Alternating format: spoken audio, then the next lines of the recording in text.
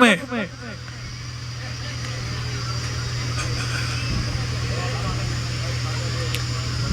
यमलोक में वो लोग जाएगा जो लोग कृष्ण नाम जप नहीं करेगा, जो लोग शास्त्र विरुद्ध आचरण करेगा वो लोग यमलोक में जाएगा। जो लोग चोरी करेगा, डाका डालेगा, चुगली करेगा, निंदा करेगा, लोगों को सताएगा, परेशान करेगा, जो लोग परस्ती गमन करेगा वो लोग यमलोक में जाएगा। जो लोग किसी को धोखा देगा उसे यमलोक में जाना पड़ेगा, नरक में जाना पड़ेगा। सावधान, यमलोक में कोई शांति नहीं मिलेगी, वहां मार पड़ेगा। कहीं खौलते तेल में डालेगा, कहीं पिघलता लोहा पिलाएगा, कहीं पर कुत्तों से कटवाएगा, कहीं सांपों से डसवाएगा, बिच्छू से डंक मरवाएगा, बहुत बुरा हाल कर देगा। लेकिन ऐसे यमलोक में आपको जाना पड़ सकता है यदि भगवान का भजन ना करो तो।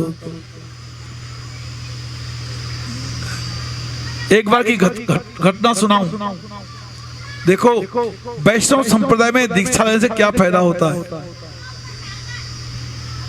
एक मेरे दादा गुरु जी के पास एक आसाम से भक्त आया, दीक्षा लिया, लेकर के मठ में साधु बन गया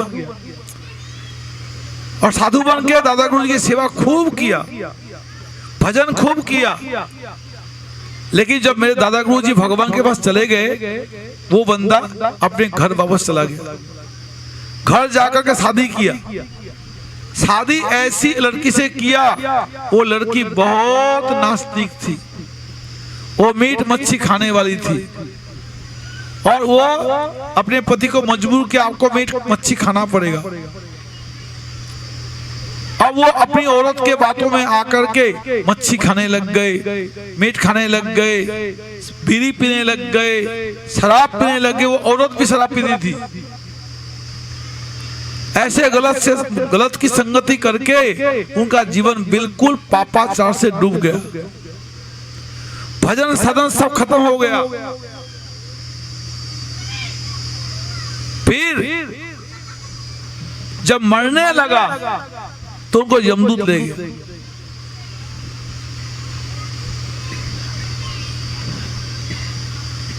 यमलोक, आप लोग यमलोक जाना चाहती हो? कैसे जाओगी मालूम है?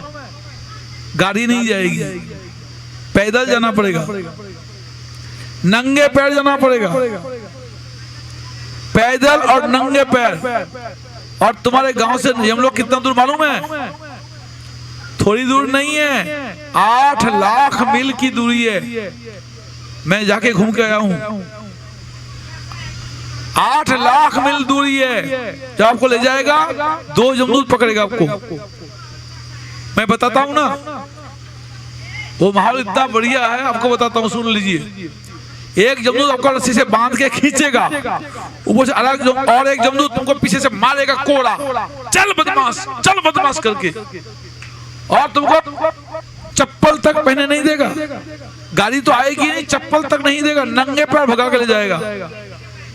और नंगे पैर रास्ता जो कांच टूटे पड़े मिलेंगे 50,000 मील, 50,000 मील तक सड़क जो है कांच टूटा पड़ा मिलेगा पूरा। और उसमें तुम्हारे पैर कटते फिरते खुनम खान होते जाएगा, तुम चल नहीं पाओगे, रोगे, चिल्लोगे, भैया धीरे चल धीरे चल। यमदूत पीछे मारेगा, बदमाश धीरे चल, जल्दी चल, ऐसे भगा के ले जाएगा। आप गिर जाओगे, शरीर कटता पिटता जाएगा, तुम्हें कोई दया नहीं होगी। ऐसे मार के 50,000 मील दो भगाएगा। 50,000 मील भगाने के बाद एक गांव मिलेगा विश्राम करने के लिए, थोड़ी देर रेस्ट मिलेगा। लेकिन उसमें क्या आप रेस्ट करोगे? उसमें वहां इंतजार करेंगे जिसको आप गालियां देते थे, आप बुराई करते थे, वे लोग वहां पर डंडा लेके पत्थर लेके खड़ा है। उनको मालूम पड़ गया आज फलाना आदमी आ रहा है, वो डंडा लेके खड़ा है, आने दे, हम मारूंगा, मैं मारूंगा 2 डंडा। ये मेरी बुराई करता था, मेरी चुगली करता था, वो सब वहां खड़े मिलेंगे। फिर आपको मार के फिर आप वहां से भागोगे, जाओगे कहां? रास्ता इतना खराब है। उसके बाद आएगा 50,000 मील रास्ता तांबे की होगी, और वो नीचे से आग से तपा हुआ होगा, आग बना हो रखा है, उस पर नंगे पैर चला भगा भगा के ले जाएगा, पैर जलता जाएगा, आप परेशान होते जाओगे, मरोगे नहीं, पानी का बूंद नहीं मिलेगा पीने को, विश्राम को कोई जगह नहीं मिलेगा। फिर 50,000 मील पैरों से जला जला के तपा करके ले जाएगा, फिर एक गांव मिलेगा, वहां भी कौन मिलेंगे जिसका पिटाई करते थे, वो सब वहां खड़ा मिलेगा,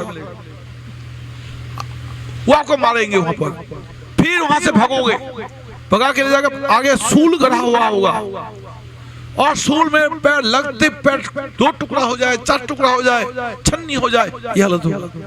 फिर 50,000 मील के बाद एक गांव मिलेगा, उस गांव का नाम होगा क्या नाम, सौम्यपुर।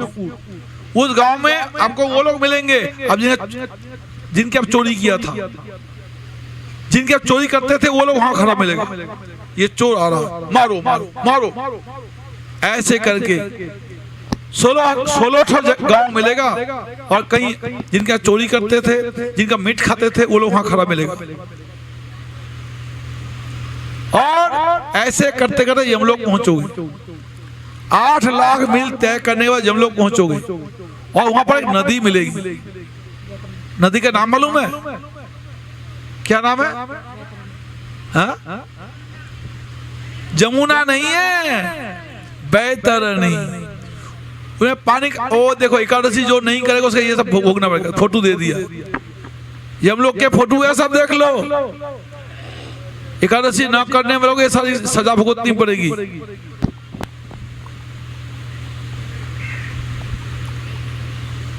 बोलो हरे कृष्णा।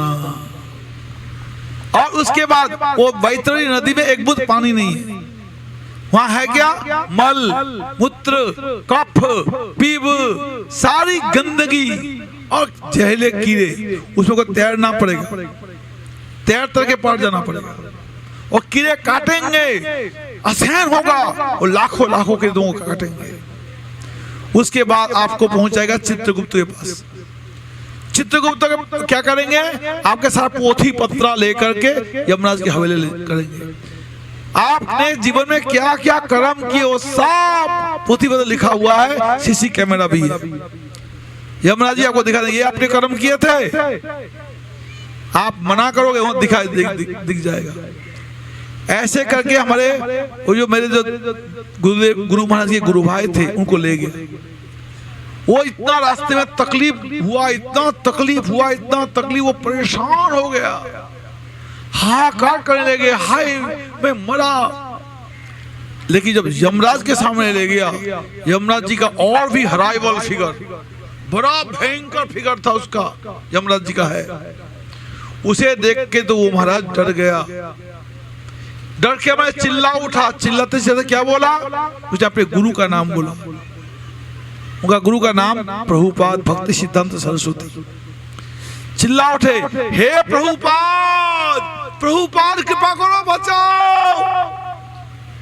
रास्ते में तो इतना तकलीफ, और ये बंदा कितना भयंकर, ये न जाने क्या करेगा, और उन्हें अपने गुरु को नाम लेके चिल्ला उठा, प्रभुपाद प्रभुपाद बोल करके।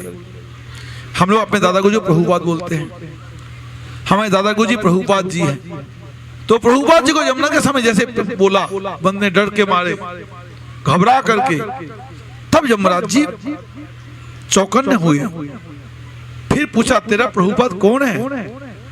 मेरा प्रभुपाद भक्ति सिद्धांत सरस्वती है। जैसे यमराज जी सुना, सुनते ही डर गए, अपने दूतों से बोला किसको ले जाए पकड़ के, ये भक्ति सिद्धांत सरस्वती का शिष्य है। भक्ति सिद्धांत सरस्वती साक्षात चैतन्य महाप्रभु का निज जन है, राधा रानी की सखी है, जो उनका चरणाश्रय किया, उनको यहाँ कोई ला नहीं सकता, वो आ नहीं सकता, तुम लाए कैसे? ये यमलोक का सर्वनाश हो जाएगा, हमारा सर्वनाश हो जाएगा, इनको अब भी वापस करो, अब भी इनका शरीर जला देगा तो और सर्वनाश हो जाएगा। जब यमदूत फिर भगा के तेजी से भागते भागते मिनटों में आए और उनके शरीर में कर गया, तब तक उनका शरीर चिता में लिटा दिया है, आंच लगाने को तैयार था।